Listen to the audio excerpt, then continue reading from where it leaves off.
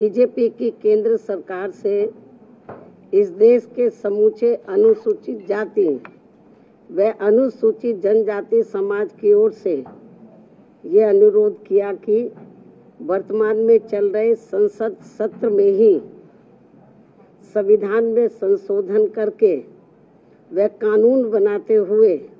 देवेंद्र सिंह बनाम पंजाब राज्य के केस में माननीय सुप्रीम कोर्ट के दिनांक 1 अगस्त 2024 के आए निर्णय में, जिसमें कि एससी व एसटी वर्गों को आरक्षण देते समय क्रीमी लेयर लागू करने तथा इन वर्गों के लोगों का उप वर्गीकरण यानी कि सब क्लासिफिकेशन करके समूचे आरक्षण को ही इनके समूचे आरक्षण को एक प्रकार से खत्म कर दिया गया है, अर्थात निष्प्रभावी बना दिया गया है। इसके संबंध में अपनी बात रखी थी। इसी विषय पर कल दिनांक 9 अगस्त 2024 को टेलीविजन के चैनलों में ये दर्शाया गया कि बीजेपी के एससी व एसटी के सभी सांसद माननीय प्रधानमंत्री जी से मिले हैं और उन्होंने भी प्रधानमंत्री जी को माननीय सुप्रीम कोर्ट के इस निर्णय से आरक्षण खत्म होने की स्थिति उत्पन्न हो गई है, इससे अवगत कराया, जिस पर माननीय प्रधानमंत्री जी ने उन्हें ये आश्वासन दिया कि एससी व एसटी वर्गों के आरक्षण में क्रीमी लेयर तथा उनका उप वर्गीकरण नहीं होने दिया जाएगा, इस पर गौर किया जाएगा। प्रधानमंत्री जी द्वारा अपने सांसदों को दिए गए इस आश्वासन के बारे में कई न्यूज़ चैनल पर प्रसारण होने पर फिर मैंने कल ही दिनांक 9 अगस्त 2024 को एक ट्वीट करते हुए कहा कि जो ये आश्वासन दिया गया है, अगर वो पूरा किया जाता है तो इसका हमारी पार्टी स्वागत करेगी। तथा इसी ट्वीट में मैंने ये भी कहा कि परंतु इस आश्वासन को तो तभी पूरा किया जा सकता है जब केंद्र सरकार वर्तमान में चल रहे संसद सत्र में ही एक संविधान संशोधन विधेयक लाकर माननीय सुप्रीम कोर्ट के इस निर्णय को निष्प्रभावी बनाते हुए ये प्रावधान लाती है कि एससी एवं एसटी वर्गों के आरक्षण के लिए इन जातियों को कभी भी उप वर्गीकृत नहीं किया जा सकेगा तथा इन पर क्रीमी लेयर भी लागू नहीं होने दिया जाएगा। और साथ ही मैंने ये भी कहा कि आज इस मामले में विषम स्थिति उत्पन्न ही ना होती अगर केंद्र सरकार ने अपने अटॉर्नी जनरल के माध्यम से माननीय सुप्रीम कोर्ट के समक्ष एससी व एसटी समाज के उप वर्गीकरण एवं क्रीमी लेयर के पक्ष में जोरदारी से अपने कथन न रखे होते। यदि उन्होंने ठीक ढंग से पैरवी की होती तो शायद ये ऐसी नौबत नहीं आती। और अब इसी सत्र में संविधान संशोधन न लाकर अचानक वर्तमान सत्र को ही तय की गई निश्चित तारीख के पूर्व ही कल दिनांक 9 अगस्त 2024 की शाम को अनिश्चित काल के लिए सदन जो है संसद जो है वो स्थगित कर दिया गया, जिससे कि माननीय सुप्रीम कोर्ट द्वारा दिया गया ये असंवैधानिक निर्णय बना रहे। और बीजेपी की केंद्र की सरकार की मंशा, जिसकी वकालत उन्होंने सुप्रीम कोर्ट में की थी, वह बनी रहे, जिसके तहत इस देश के समूचे एससी व एसटी वर्गों के लोगों को क्रीमी लेयर के बहाने तथा उनके बीच में उप वर्गीकरण करके उन्हें आरक्षण से ही हमेशा के लिए वंचित कर दिया जाए और इस प्रकार से फिर बिना संविधान बदले ही एससी व एसटी वर्गों का आरक्षण हमेशा के लिए खत्म कर दिया जाए।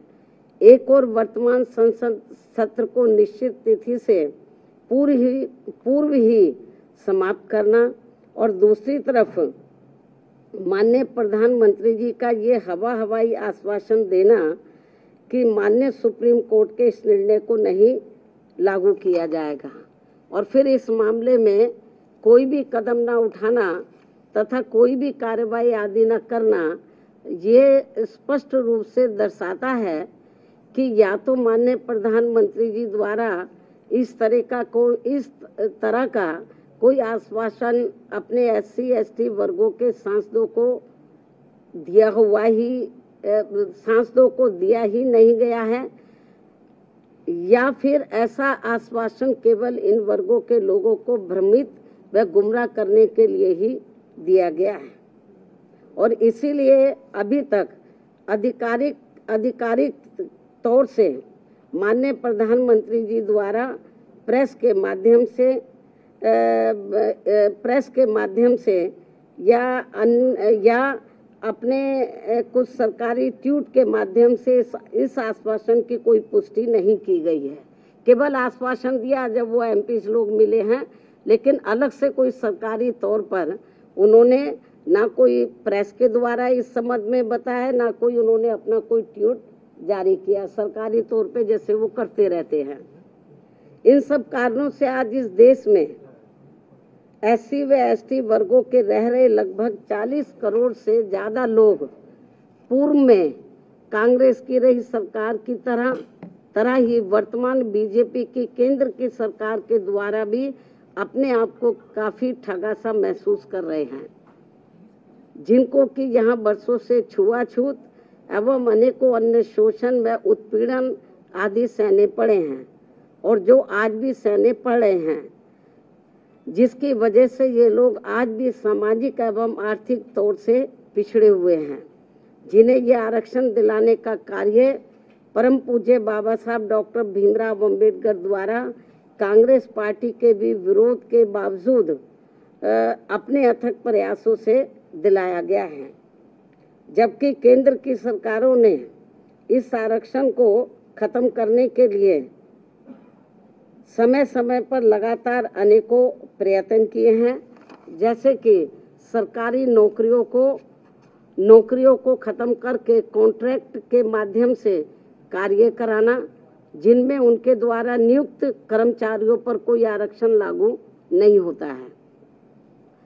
सरकारी उपक्रमों अर्थात संस्थानों को निजी हाथों में बेचकर उनमें मिल रही लाखों की संख्या में नौकरियां, जिसमें SC व ST वर्गों को भी आरक्षण उपलब्ध था, वो भी खत्म कर देना। लाखों की संख्या में पदों को खाली करना, देश में लाखों पद जो कि SC व ST वर्गों के लिए आरक्षित थे, उन्हें सालों से खाली रखना और बाद में उन्हें समाप्त करके सामान्य वर्ग को दे देना। पदोन्नति में आरक्षण के लाभ से SC व ST वर्गों के कर्मचारियों को पहले ही माननीय सुप्रीम कोर्ट के एक पूर्व निर्णय जो कि नागराज के केस में दिया गया था, उसके तहत खत्म कर दिया गया था तथा जिस निर्णय को निष्प्रभावी बनाने के लिए संसद में संवैधानिक संशोधन विधेयक BSP के अथक प्रयासों से राज्यसभा में तो पारित हो गया था, परंतु उसके बाद वह लोकसभा में आज तक भी पास करने के लिए नहीं लाया गया है। और ये वही बिल है जिसको कि समाजवादी पार्टी ने अपने सांसदों के द्वारा कांग्रेस एवं BJP के साथ मिलकर संसद के अंदर ही फाड़ दिया था और अब इसी प्रकार ही भाजपा की केंद्र सरकार ने अपने वकील अटॉर्नी जनरल के माध्यम से सुप्रीम कोर्ट में उप वर्गीकरण और क्रीमी लेयर के पक्ष में गलत दलीलें दिलवाई थी, जिसकी वजह से ही नागराज के निर्णय की तरह दविंदर सिंह बनाम पंजाब राज्य के केस में भी माननीय सुप्रीम कोर्ट द्वारा दिनांक 1 अगस्त 2024 को आरक्षण के विरुद्ध निर्णय दिया गया है, जिसका सीधा असर ये होने वाला है कि अब संपूर्ण SC व ST वर्गों को आरक्षण प्राप्त नहीं हो सकेगा, क्योंकि इस निर्णय के अंदर ऐसी व्यवस्था कर दी गई है कि अब पूरे देश में राज्य सरकारें अपने अपने राजनीतिक फायदे के हिसाब से SC व ST वर्गों के लोगों को आपस में ही लड़वाने का काम करेंगे और इन वर्गों के लोगों को जीवन भर कोर्ट कचहरी के ही चक्कर लगाने के लिए मजबूर कर देगी और फिर अंत में इनके सभी आरक्षित पद खाली पड़े रहने के कारण या तो ये पद खत्म कर दिए जाएंगे, अन्यथा इन्हें सामान्य वर्ग को ही दे दिया जाएगा। ऐसे में मेरी इस देश के सभी SC व ST वर्गों के सांसदों एवं MLA व MLC तथा अन्य राजनीतिक पदों पर बैठे लोगों से भी, चाहे वो किसी भी पार्टी से चुनकर आए हों, उन सभी से ये कहना है कि ये लोग बीजेपी, कांग्रेस, समाजवादी पार्टी, आम आदमी पार्टी व अन्य पार्टियों की भी SC व ST वर्गों के आरक्षण के विरुद्ध उनकी नीयत व सोच से जरूर सजग हो जाएं, सचेत रहें और अपने मूलभूत संवैधानिक आरक्षण के अधिकारों को खत्म होने से बचाने के लिए एकजुट होकर इसके विरुद्ध अपनी आवाज एक संवैधानिक और शांतिपूर्वक तरीकों से पूरी जोरदारी से उठाएं, वरना अब इस देश के SC व ST वर्गों के लोगों को हमेशा हमेशा के लिए आरक्षण से वंचित कर दिया जाएगा।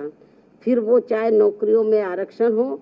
या किसी राजनीतिक पद के लिए हो, जैसे कि MP व MLA आदि के लिए हो। इसके साथ साथ मेरा ये भी कहना है कि अब समय आ गया है जबकि माननीय उच्च न्यायालय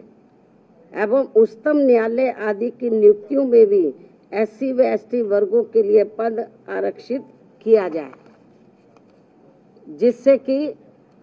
कि इन उच्च अदालतों में इन वर्गों के लोगों की भी बात सुनी जाए और समझी जाए और भविष्य में माननीय सुप्रीम कोर्ट द्वारा नागराज केस में दिए गए निर्णय एवं दिनांक 1 अगस्त 2024 को देवेंद्र सिंह बनाम पंजाब राज्य में दिए गए निर्णय की तरह के अन्य कोई और निर्णय SC व ST वर्गों के विरुद्ध देकर उनके संवैधानिक अधिकारों का हनन न किया जाए। इसके अलावा मेरा सावधानी के तौर पर SC व ST वर्गों के लोगों को ये भी कहना है कि दिनांक 1 अगस्त 2024 को माननीय सुप्रीम कोर्ट के द्वारा SC व ST वर्गों के आरक्षण के मामले में दिए गए निर्णय को लेकर अभी तक भी कांग्रेस पार्टी चुप क्यों बैठी है?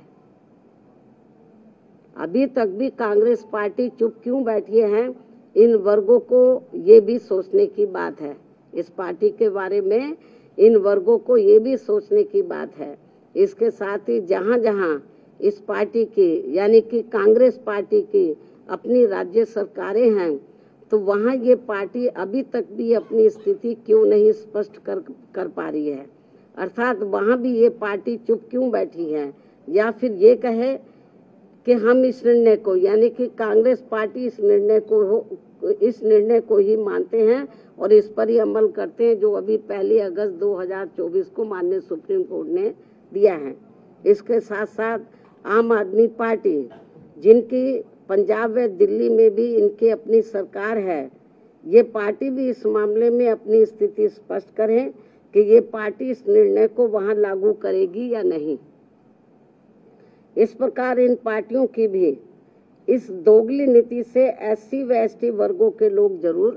सावधान रहें, जिन्होंने इस बार देश में 18वीं लोकसभा के हुए आम चुनाव में खासकर आरक्षण व संविधान को बचाने के नाम पर इन वर्गों का वोट हासिल करके अपनी अधिकांश सीटें जीत ली हैं, अपनी अधिकांश सीटें जरूर जीत ली हैं और अपनी एकमात्र हितैषी पार्टी BSP को नुकसान पहुंचा दिया है। और अब अंत में मेरा इन जैसी अन्य सभी पार्टियों से भी यही अनुरोध है कि वे भी इस देश के करोड़ों SC व ST वर्गों के लोगों के समक्ष इस निर्णय के मामले में अपनी अपनी पार्टी का स्टैंड जल्दी ही स्पष्ट करें ताकि सही स्थिति इन वर्गों के सामने आ सके। बाकी जो पार्टियां चुप बैठी हुई हैं अपनी स्थिति स्पष्ट करें चुनाव में तो ये बड़ी बड़ी बातें कर रहे थे संविधान बचाने की, आरक्षण बचाने की। अब ये जो 1 अगस्त को जो अभी रिसेंटली अभी जो निर्णय आया है, उस निर्णय पर तो अब ये संविधान नहीं दिखा रहे किसी को। अब ये आरक्षण की बात नहीं कर रहे हैं कांग्रेस पार्टी एंड कंपनी के लोग और भी पार्टियों के लोग, तो अभी नहीं ये संविधान की बात कर रहे, ना इनके आरक्षण की बात कर रहे। तो इसलिए मेरा यही कहना है इन सभी पार्टियों से, चाहे बीजेपी है, कांग्रेस है, केवल आश्वासन देने से, बीजेपी की ओर से आश्वासन आया, माननीय प्रधानमंत्री जी द्वारा केवल आश्वासन आया है, आश्वासन से काम नहीं चलेगा। इन लोगों को SC ST वर्गों को जो इस फैसले से, इस निर्णय से नुकसान हो रहा है, तो उस पर वो अपना सही स्टैंड ले। और ये कोई केवल आश्वासन से या गौर करने से, माननीय प्रधानमंत्री जी ने जो कहा है कि हम गौर करेंगे, आश्वासन दिया, उससे काम नहीं चलेगा। इसका बड़ा भारी नुकसान इन वर्गों के लोगों को हो रहा है। बेहतर तो यही होता कि कल जो इन्होंने 2-3 दिन पहले ही संसद के दोनों सत्र जो इन्होंने अनिश्चित काल के लिए स्थगित कर दिए हैं, बेहतर यही होता कि इसको ये अनिश्चित काल की बजाय तो ये थोड़े समय इसको ये नहीं करते, इसको कंटिन्यू रखते और 5-6 दिन के बाद पूरी तैयारी करके तो ये संशोधन विधेयक को ये पार्लियामेंट में इस मामले को लेकर पार्लियामेंट में संशोधन विधेयक ये लाते, लेकिन नहीं लाए। तो इसलिए मेरा माननीय प्रधानमंत्री जी से भी यही कहना है कि यदि आपकी इन वर्गों के मामले में नियत साफ है, तो आप अपने और मामलों में तो समय से पहले हाउस बुला लेते हैं, तो आप कभी भी हाउस बुला सकते हैं, अपनी तैयारी करें। और ये जो 1 अगस्त 2024 को जो माननीय सुप्रीम कोर्ट का निर्णय आया है, तो इस निर्णय को निष्प्रभावी बनाएं, हाउस बुलाएं मतलब, और मालूम भी पड़ जाएगा कि हाउस में सभी दलों का क्या स्टैंड है। और मुझे क्या लगता है कि ये इनको जल्दी करना चाहिए, ये ठीक नहीं है। वरना जिन राज्यों में अब जिन राज्यों में जल्दी ही विधानसभा के आम चुनाव होने वाले हैं, तो इन वर्गों के लोग ना बीजेपी को माफ करेंगे, ना कांग्रेस को, ना अन्य पार्टियों को माफ करेंगे, क्योंकि इन्होंने इस बार जो 18वीं लोकसभा के आम चुनाव हुए हैं, उसमें इन वर्गों के लोगों के साथ बड़ा विश्वासघात किया, धोखा दिया है। इनको कहा कि हम संविधान बचाएंगे, आरक्षण आपका खत्म हो जाएगा। अब ये चुप क्यों हैं? अब ये लोग चुप क्यों हैं? तो लेकिन इससे साफ जाहिर है, ना ये संविधान को बचाने वाले हैं, ना आरक्षण को बचाने वाले हैं। अब ये समझ में नहीं आ रहा आरक्षण को लेकर, ये जो संविधान को दिखाते घूम रहे थे सभी पार्टियों के लोग, अब क्यों नहीं संविधान को दिखा रहे हैं? अब क्यों नहीं आरक्षण की बात कर रहे हैं कि इनका आरक्षण जो निष्प्रभावी हो गया है, तो इसको प्रभावी बनाने के लिए इनको पार्लियामेंट का सत्र जल्दी ही शॉर्ट नोटिस में इनको बुलाना चाहिए और अपनी स्थिति बीजेपी की सरकार को क्लियर करनी चाहिए और बाकी पार्टियों को भी अपना स्टैंड क्लियर करना चाहिए, क्योंकि ये कुछ जरूरी बातें कहने के लिए मैंने आज आप लोगों को तकलीफ दी है। हालांकि इससे भी मैंने पहले प्रेस बुलाई थी, लेकिन अब जो हालात जो स्थिति सामने आ रही है, कल मैंने ट्वीट भी किया, लेकिन ट्वीट में सारी बातें नहीं आ सकती हैं, ट्वीट में सारी बातें नहीं आ सकती है। इसलिए फिर मैंने सोचा कि मैं मीडिया बंधुओं के समक्ष जाकर अपनी पार्टी की सही स्थिति आप लोगों के सामने इस संबंध में रखूं, इसलिए आज मैंने आप लोगों को तकलीफ दी है। इन्हीं जरूरी बातों के साथ अब मैं अपनी बात यहीं समाप्त करती हूं। धन्यवाद। जय भीम व जय भारत।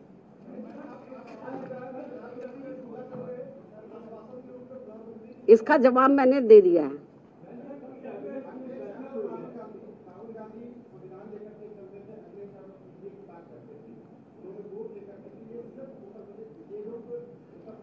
इसका भी जवाब मैंने दे दिया है, इसका जवाब दे दिया है।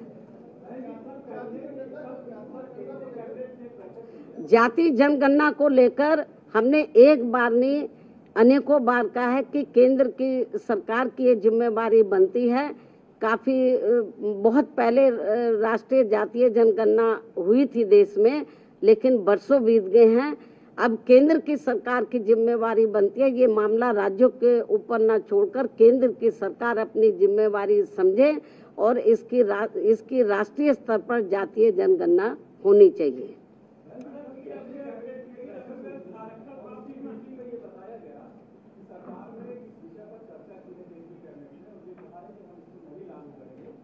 केवल कहने से थोड़ी ना काम चलेगा। जो सुप्रीम कोर्ट ने निर्णय दिया है, जब तक आप लोग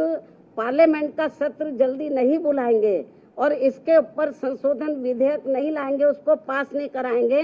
तो माननीय सुप्रीम कोर्ट का जो निर्णय 1 अगस्त को आया वो इम्प्लीमेंट रहेगा तब तक। तो जब तक तो बहुत नुकसान हो जाएगा इन वर्गों के लोगों को। हाँ,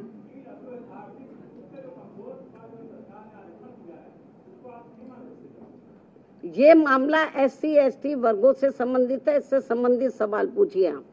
ठीक है, धन्यवाद। अरे छोड़ो आप क्या जया बच्चन, मतलब इतना इम्पोर्टेंट मामला है, देश के करोड़ों SC ST वर्गों के हितों का मामला है। आप उससे ध्यान डाइवर्ट करने के लिए आप ऐसी बातें कर रहे हैं, तो आप उनसे पूछो जाके। अब आप लोगों के लिए जल पानी का या लंच का जो भी अरेंजमेंट किया है, पिछली बार तो के लिए हम आपसे माफी चाहते हैं क्योंकि समय बहुत कम था, तो हम आपकी खिदमत ज्यादा नहीं कर सके। लेकिन मैं तो बहुत कम प्रेस बुलाती हूँ, आप लोग सोचते हैं बहन जी जल्दी जल्दी नहीं बुलाती। ठीक है, धन्यवाद।